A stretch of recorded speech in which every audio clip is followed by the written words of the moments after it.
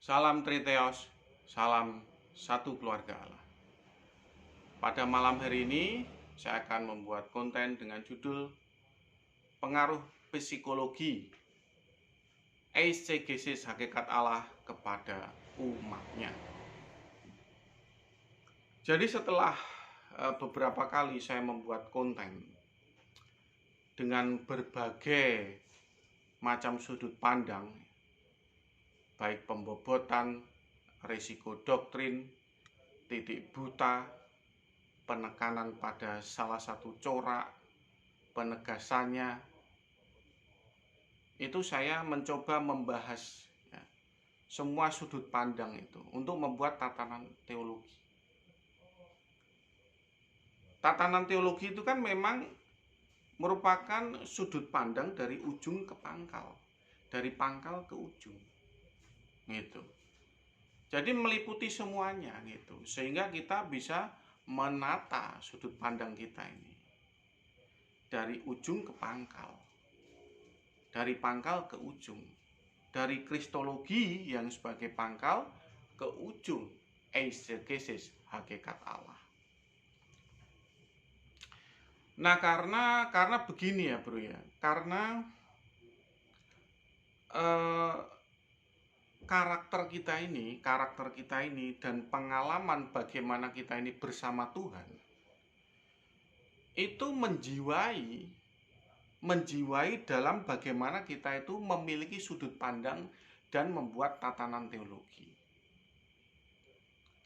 Begitu. Setelah kita ini membuat tatanan teologi, lalu menyimpulkan corak apa yang kita pilih. Eisegesis hakikat Allah itu kan ada 4 ya. Lalu kemudian kita memilih satu di antara 4 corak ini. Ya, tentu saja itu akan mempengaruhi psikologi kita terhadap apa yang kita pilih.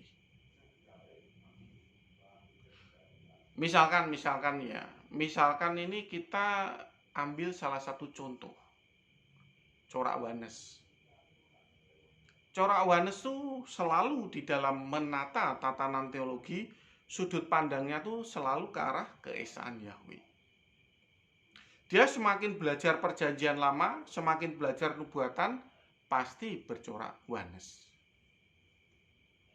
Ya, dia boleh mengaku Tritunggal, ya, boleh mengaku Tritunggal, tapi warna-warna Wanes, ya, itu akan mempengaruhi psikologi mereka, mempengaruhi eisegesis atau tafsir mereka terhadap hakikat Allah.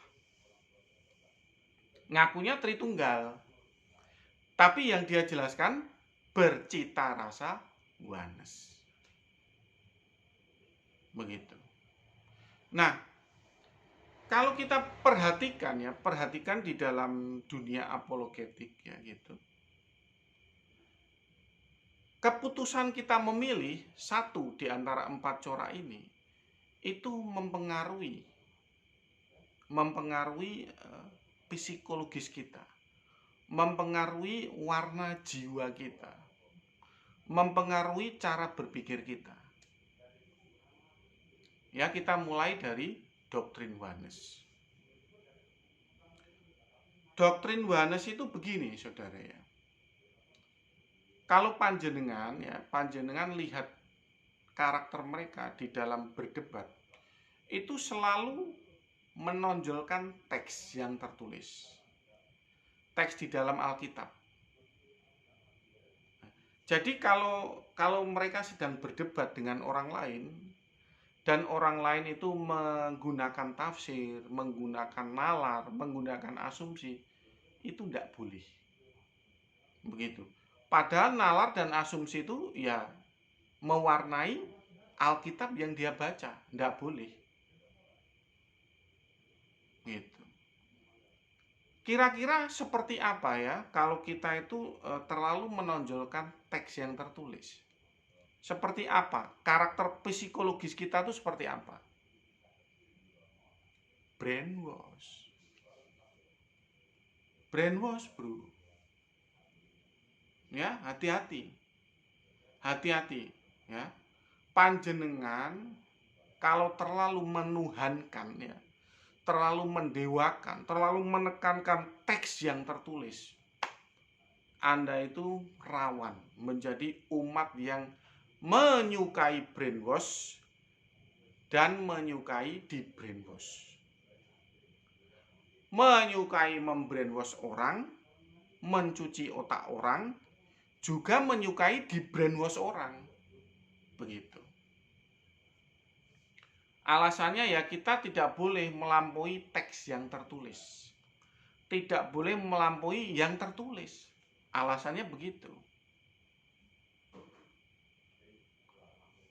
Lah kalau Tuhan Yesus tidak pernah melampaui yang tertulis, ya Tuhan Yesus ya tidak akan pernah bisa membuat perjanjian baru. Yohanes 1 ayat 18 itu mengatakan to patros ekeinos exegesato. Tuhan Yesus tuh sedang menafsir Allah Bapa, melampaui yang tertulis di dalam kitab sebelumnya, di dalam kitab Tanak, di dalam kitab Perjanjian Lama. Tuhan Yesus melampaui yang tertulis di Perjanjian Lama, menafsir Allah Bapa. Kalau tentang nubuatan Mesias, Tuhan Yesus tidak berani melampaui yang tertulis. Mudeng ya? Kalau Tuhan Yesus menafsir tentang nubuatan akan kedatangan Mesias, ya dia tidak bisa. Tuhan Yesus melampaui yang tertulis nggak bisa. Tapi kalau untuk menafsir Allah Bapa, ya beliau harus melampaui yang tertulis di kitab sebelumnya. Jadi yang penting itu bukan melampaui yang tertulis atau tidak. Yang penting ini adalah tafsirnya itu asimetris atau simetris. Begitu. Loh kok bisa begitu? Karena kita ini sedang menafsir di area hakikat Allah.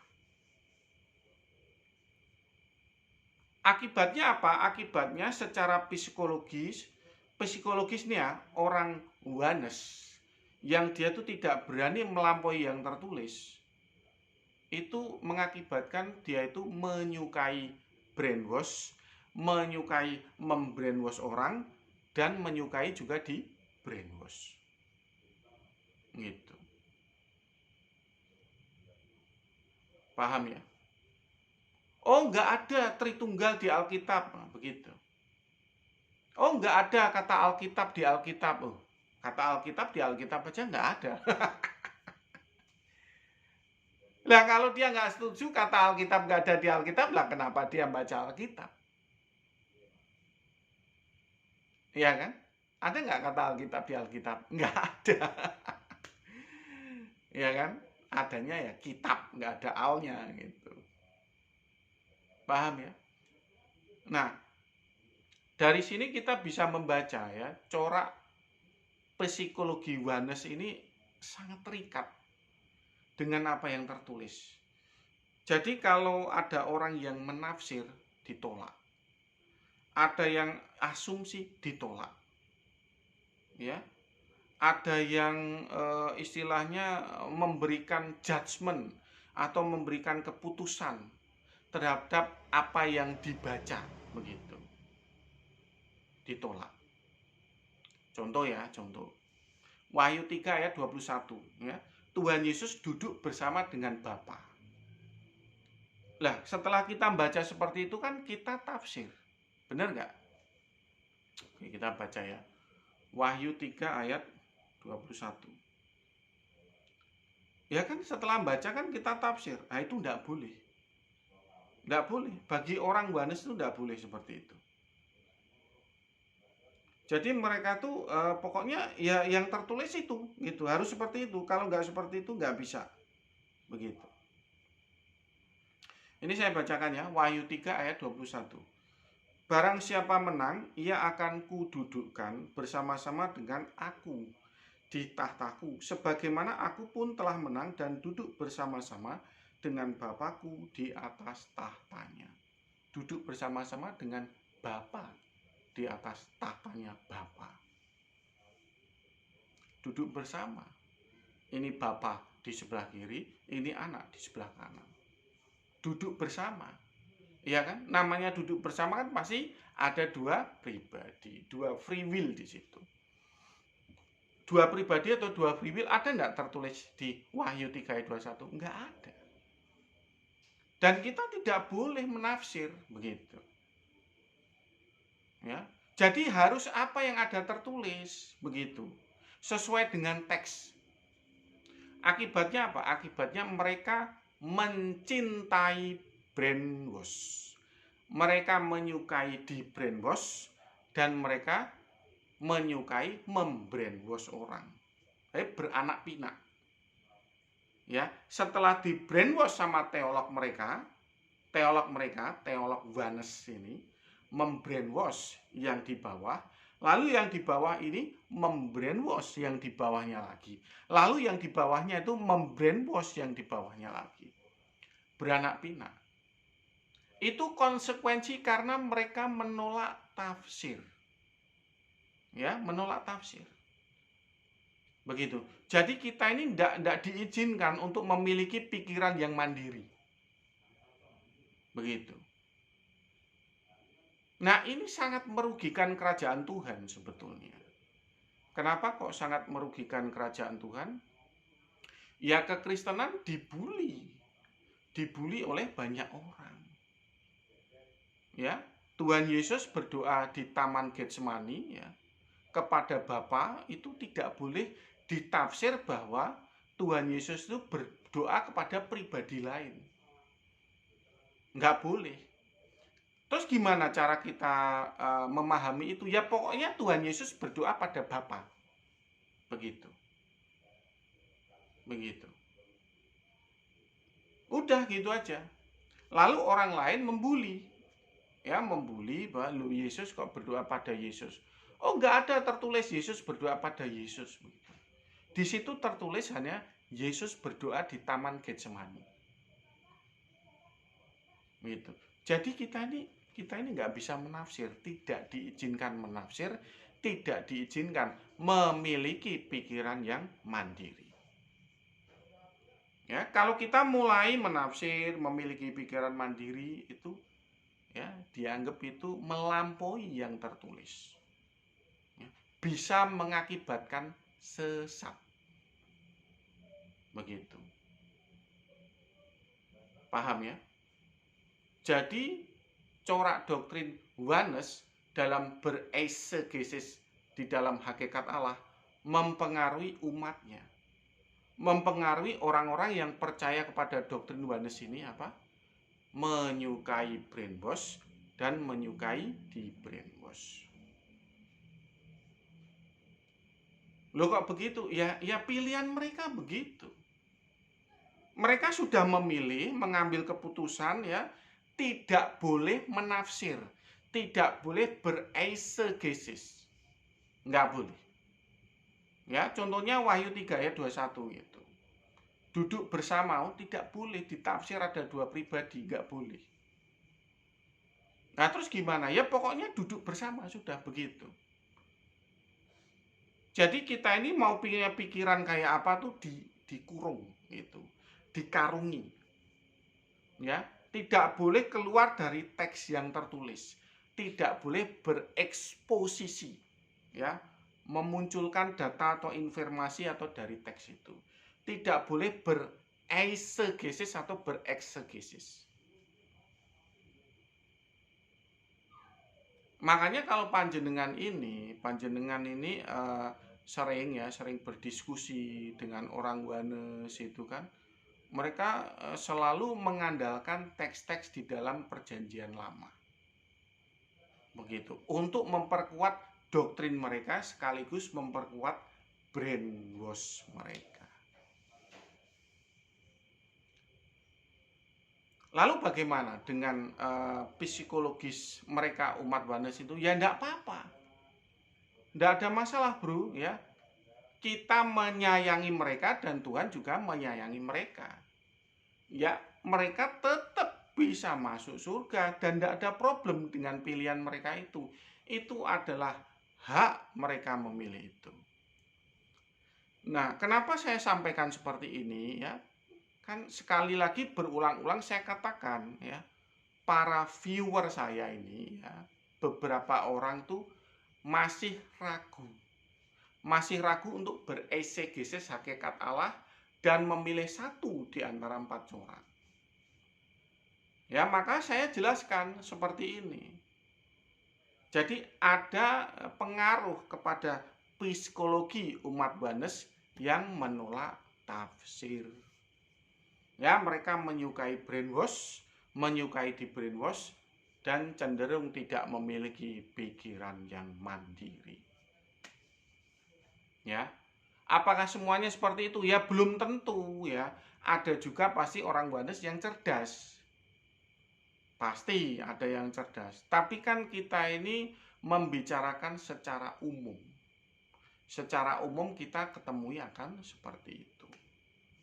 Ya, kalau mereka cerdas ya, mereka tidak seperti itu ya puji Tuhan. Ya, ini sebagai warning gitu loh. Sebagai warning ya panjenengan pemirsa yang sedang mengambil keputusan. Ya, sedang mengambil keputusan memilih satu di antara empat corak Trinitas. Ya, udahlah, panjenengan coba aja diskusi dengan mereka, dengan orang-orang Banes itu. Udah, mereka nggak cenderung nggak punya pikiran yang mandiri. Pokoknya sangat tergantung dengan apa yang tertulis teks di Alkitab. Begitu. Ya, pokoknya apa-apa kasih ayat Alkitab, apa-apa kasih ayat Alkitab gitu. Kalau nggak ada ayatnya dikira tafsir begitu. Ya, begitu memang. Ya, paham ya? Jadi itu mempengaruhi psikologis kita, mempengaruhi kejiwaan kita. Tapi kalau panjenengan menyukai seperti itu nggak ada masalah gitu loh. Saya juga nggak ada problem. Saya juga banyak memiliki teman orang-orang Banes begitu. Ya, tapi kan saya harus menjelaskan ya resiko yang akan panjenengan itu tempuh ketika panjenengan memilih corak doktrin Banes saat beresegesis hakikat Allah. Begitu. Ya, itu resiko di dalam jiwa kita ya, efek psikologis.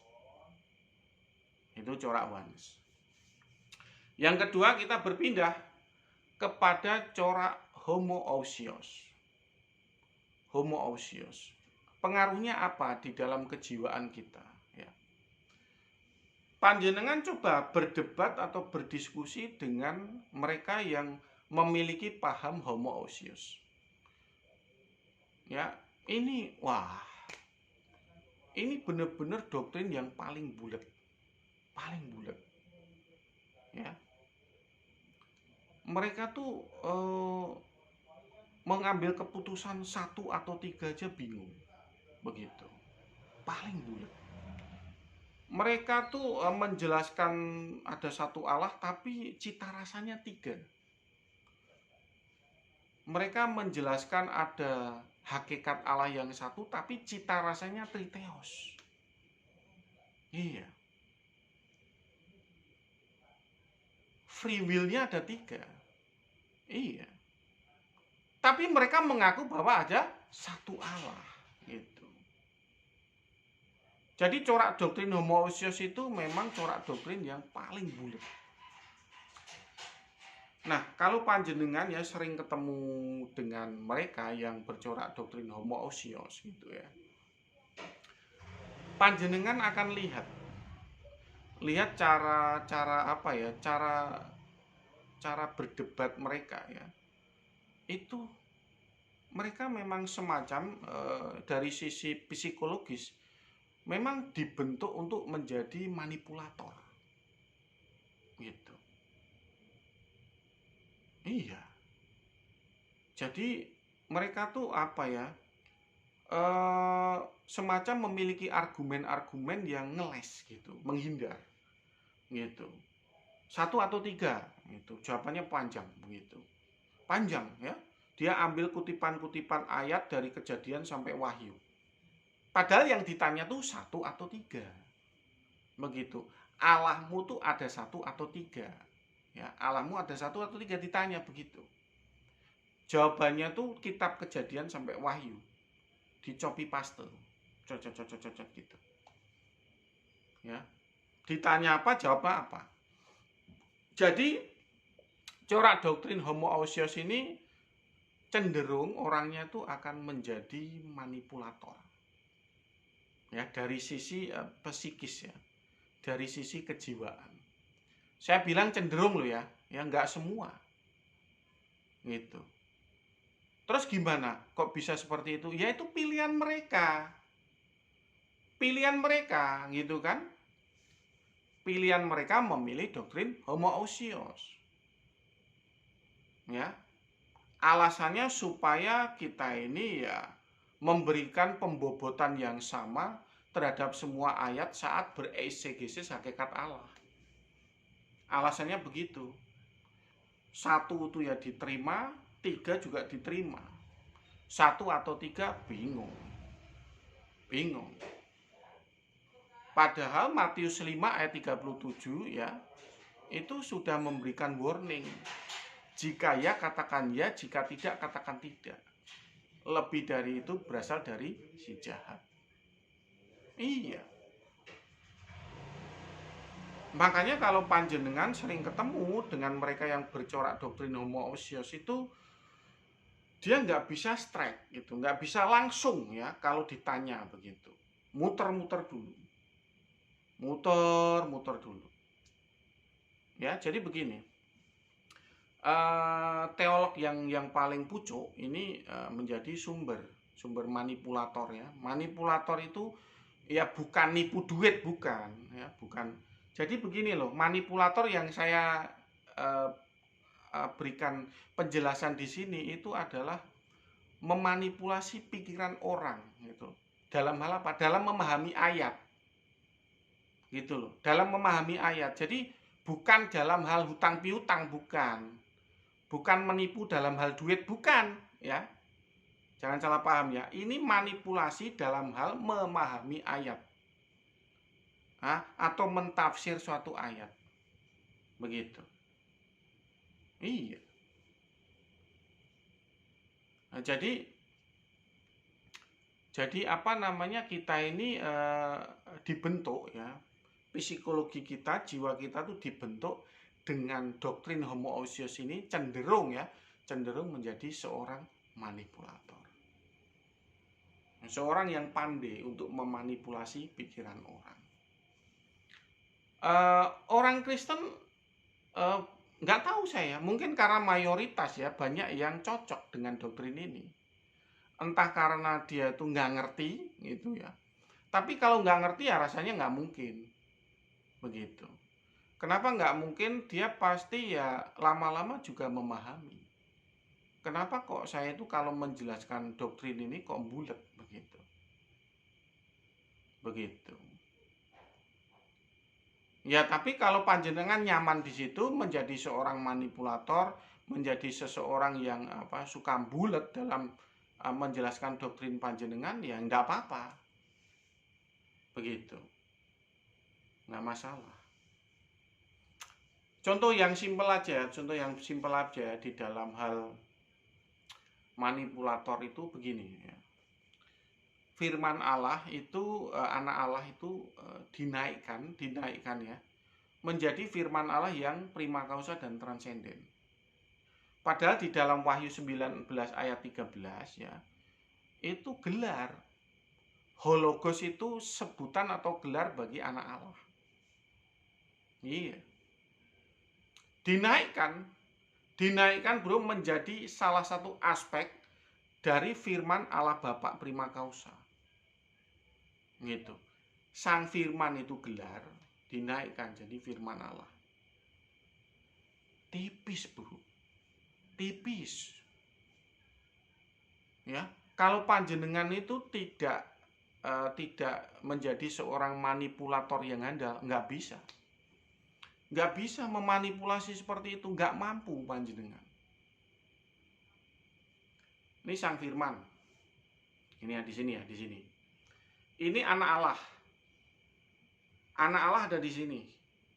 Bergelar sang firman ya, bergelar sang firman. Oke deh. Saya kasih ayatnya dulu. Wahyu 19 ayat 13 ya. Takutnya ada yang tidak mengikuti channel saya dan baru mengikuti channel saya dan nggak ngerti gitu kan. Saya bacakan. Wahyu 19 ayat 13 ya. Dan ia atau anak Allah atau Yesus Kristus memakai jubah yang telah dicelup dalam darah ya. Dan namanya ialah firman Allah. Namanya adalah firman Allah, itu apa? Sebutan. Sebutannya adalah firman Allah ya. Kalau kita buka ya di interlinearnya ya, kita boleh ya buka di interlinearnya Wahyu 19 ayat 13.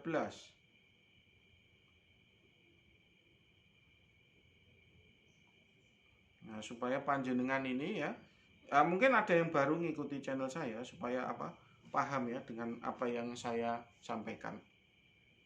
Saya bacakan ini ya. Wahyu 19 ayat 13. Kai periblemenos himation bebamenon haimati kai keklitai to onoma auto hologos tauteu. To onoma auto hologos tauteu. To onoma sebutannya atau panggilannya atau gelarnya to onoma hologos. Jadi anak Allah ini bergelar hologos. Disebut hologos. Ya, ini bukan prima causa, bukan juga transenden. Dinaikkan menjadi salah satu aspek firman Allah yang transenden. Ya, panjenengan harus menjadi seorang manipulator. Manipulator yang handal untuk bisa memanipulasi pikiran orang di exegesis hakikat Allah area pucuk. Ya nggak tahu, saya nggak tahu kok kenapa banyak yang cocok. Sehingga doktrin homoousios itu menjadi mayoritas. Nggak tahu saya. Ya mungkin karena apa ya, karena suara kesadaran dari kebangkitan doktrin homoousios itu juga belum menyebar gitu. Kan saya ini baru seorang diri bro. Ya melalui channel YouTube ini yang berjuang ya untuk memberikan kesadaran tentang doktrin subordinat. Begitu. Jadi boleh dibilang ya belum berdampak apapun gitu terhadap mayoritas yang mempercayai doktrin homoousios. Gitu ya bro ya. Ya ini kan pilihan masing-masing bro. Ada yang menyukai di brainwash dan membrainwash. Ya, ada yang menyukai menjadi seorang manipulator begitu. Ya kan, cenderung menjadi manipulator. Ya enggak apa-apa, pilihan mereka. Sekali lagi manipulator ini bukan nipu duit loh ya. Bukan nipu duit. Jadi itu seperti memelintir gitu loh. Memelintir ya, sebetulnya makna di sininya tuh hanya bergelar sebagai Sang Firman. Begitu. Anak Allah tuh hanya bergelar Sang Firman. Nah, ini bukan prima causa dan bukan transenden. Tapi dinaikkan ya menjadi firman Allah, menjadi sosok prima causa dan transenden sebagai salah satu aspek Allah Bapa prima causa. Ya, untuk menaikkan ini kan panjenengan harus menjadi seorang manipulator yang handal. Kalau enggak ya bagaimana panjenengan bisa mempengaruhi orang merubah dari posisi sini menjadi posisi sini. Begitu. Intinya begini loh, jika panjenengan memilih menjadi manipulator ya enggak apa-apa. Saya tuh enggak menyalahkan begitu loh. Saya tuh hanya menjelaskan efek psikologis ya, efek psikologis kepada ya orang-orang yang telah memilih satu di antara 4 corak. Gitu. Efek psikologisnya tuh apa? Nah, itu yang ingin saya coba jelaskan ya. supaya panjenengan itu kalau ketemu dengan orang-orang yang memiliki efek psikologis yang saya sudah katakan tadi, legowo gitu loh, maklum, ndak kaget. Ngono lho bro maksudnya gitu. Jadi misalkan kita ketemu ya dengan sosok orang Wanes yang dia itu menyukai brainwash dan di brainwash, ya sudah, ya legowo saja begitu. Kan nggak semua juga orang Wanes begitu, ya kan? Tapi kalau ketemu dengan orang yang seperti itu ya legowo saja. Lalu kemudian bertemu dengan orang yang memiliki kepercayaan doktrin homoousios. Wah, benar-benar handal menjadi seorang manipulator ya. Ya legowo saja. Ya kan itu memang udah pilihan hidupnya begitu. Ya kan? Kalau kita diajak debat ya debat, sudah begitu. Gitu. Nggak usah sampai ngotot-ngotot begitu. Karena itu sudah sudah pilihan. Pilihannya dia memilih doktrin seperti itu. Gitu. Ya walaupun doktrin homoousios itu cenderung menjadi seorang manipulator, tapi kan mayoritas. Nah, kan di luar itu dianggap bidat. Dianggap sesat, bidat, masuk neraka. Ya kan? Makanya orang-orang juga takut keluar dari doktrin homoousios. Terus gimana? Ya enggak apa-apa, bro. Enggak apa-apa. Gitu loh, itu pilihan. Hanya sekedar pilihan gitu. Ya, paham ya? Lalu kemudian untuk doktrin yang homoiousios itu doktrin saya. Doktrin subordinat triteos. Pengaruhnya apa terhadap psikologis kalau mereka yang mempercayai doktrin homoiousios gitu. Pengaruh psikologisnya apa? Ya dia itu ya seperti serigala yang kesepian. Ya, mereka disebut lone wolf gitu. Ya, istilah di dalam dunia teroris itu disebut lone wolf. Serigala yang kesepian. Ya itu benar. Ya, secara psikologis tuh saya merasakan demikian. Iya, bro. Iya, itu yang saya rasakan, yaitu lone wolf gitu kan. Gitu. Ya sudah. Lah makanya panjenengan yang simpati terhadap doktrin subordinat, terhadap doktrin triteos ya panjenengan ya hitung-hitung. Hitung-hitung ya. Ya, doktrin ini tuh gembel secara pengikut. Ya, gembel. Dah. Saya ini lone wolf. Ya. Kalau misalkan lone wolf itu masih bagus ya, dog aja lah. Lone dog gitu. Anjing yang sendirian gitu. Kenapa kok begitu? Parahkah itu Pak Jody? Parah. Parah, bro. Sendiri. Iya. Lu nggak percaya. Sendiri. Ya, saya gabung dengan grup-grup WA dengan sendiri.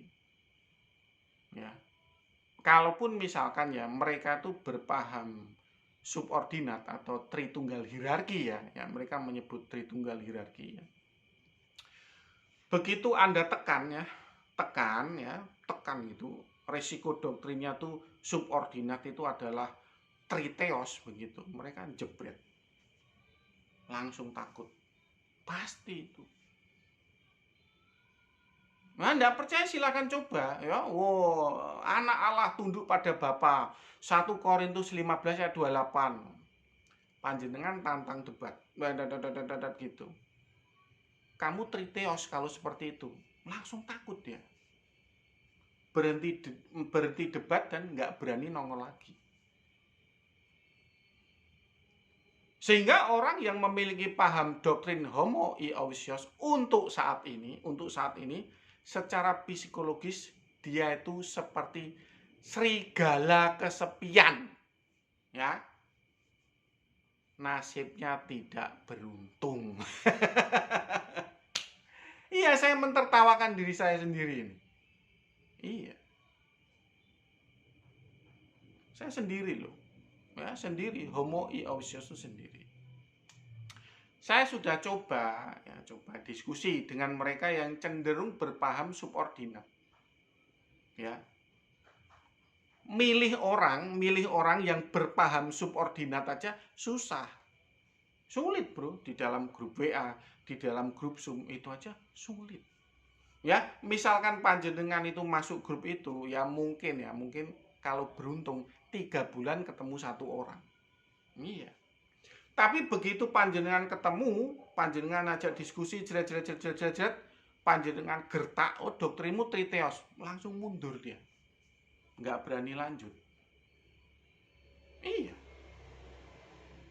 Udah nyari subordinat aja sulit, lalu kemudian kita gertak supaya dia itu intek atau solid doktrinnya, begitu dikasih tahu bahwa resiko doktrin subordinat itu triteos, langsung mundur. Terus jadinya apa ya? Jadinya efek psikologis orang yang mendalami doktrin homo iousios itu ya lone wolf, serigala kesepian, serigala yang sendirian. Begitu. Iya, efek psikologisnya memang begitu. Terus gimana? Ya sudah. Sampai sekarang ya saya jalani apa adanya, begitu. Ya saya bisa membuat channel YouTube ini ya, memberitahukan ya eksegesis hakikat Allah, eksegesis kristologi, ya saya sudah merasa ya bersyukurlah begitu. Ya kalau kiranya ada yang terbeban dan mendukung corak doktrin homo iousios ya saya lebih senang. Jadi efek psikologis sebagai lone wolf itu patah begitu loh. Ya, jadi 2, jadi two wolf, 2 serigala. Iyalah, mending lah gitu, ya kan? Ya tidak apa-apa. Paham ya? Paham ya? Paham ya? Ini sampai di doktrin yang homoi. Gitu. Lalu bagaimana resiko psikologis ini ya? Apa yang mewarnai psikologis orang yang bercorak doktrin heterosios? Ya. Yang bercorak doktrin heterosios itu kalau panjenengan itu lihat dalam dalam istilahnya mereka yang sebagai penggerak pergerakan heterosios ini. Efek psikologisnya apa? Gampang, Bro. Yang panjenengan lihat apa? Bersahabat dengan muslim. Iya. Orang heterosios itu cenderung efek psikologisnya tuh bersahabat dengan muslim ketika apa? Berapologet. Gitu. Berapologet gitu. Jadi bukan begini, bukan konteksnya tuh bersahabat dalam kehidupan sehari-hari karena kerja satu kantor, nggak ada hubungannya. Nggak ada hubungannya, Bro. Itu bukan yang saya bahas gitu. Jadi begini loh, dia nyaman di grup Zoom muslim begitu, nyaman daripada di grup Oneness atau di grup homoousios. Itu lebih nyaman di grup Zoom muslim. Nah kalau memang ada grup Unitarian ya lebih nyaman lagi, Kristen heterosios lebih nyaman lagi ya. Tapi ya kalau misalkan grup Kristen Unitarian itu nggak ada, ya dia nyaman di grup Zoom muslim begitu. Dalam konteks debat ini ya, debat ya, bukan dalam konteks bekerja, nyari duit, bersahabat di dalam kehidupan sehari-hari, bukan ya, bukan.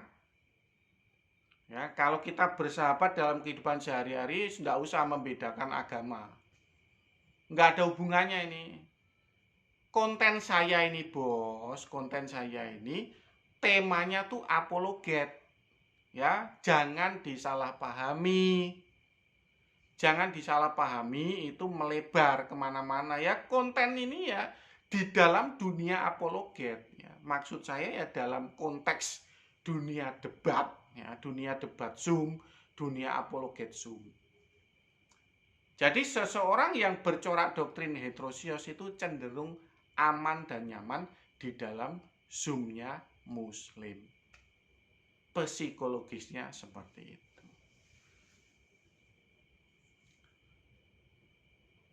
Nah, makanya panjenengan setelah melihat apa yang saya sajikan ya, bahwa 4 corak exegesis hakikat Allah ternyata berdampak pada psikologis kita.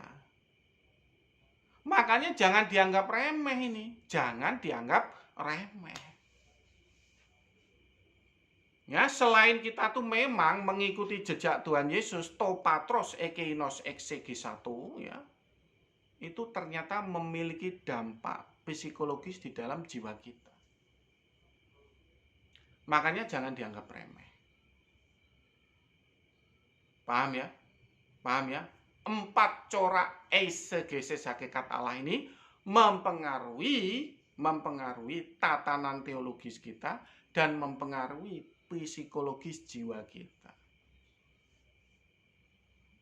Ya, terserah panjenengan mau pilih yang bagaimana. Ya, itu pilihan semua panjenengan. Gini loh bro, kalau saya itu ya memang maunya ya dukung triteos, dukung subordinat. Nah, tapi kan resikonya panjenengan punya 3 Allah. Ya, lalu dibidatkan, lalu disesat-sesatkan ya, dianggap masuk neraka. Lah panjenengan siap enggak dengan resiko itu? Kalau nggak siap ya jangan. Ya, jangan. Begitu. Ya sudah ikut aja yang mayoritas ya, bercorak doktrin homoousios. Enggak apa-apa. Paham ya, Bro ya?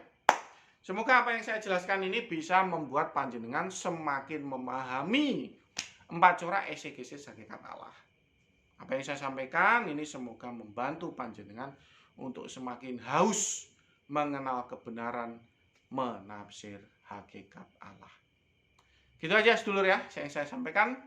Salam triteos, salam satu keluarga Allah. Tuhan memberkati.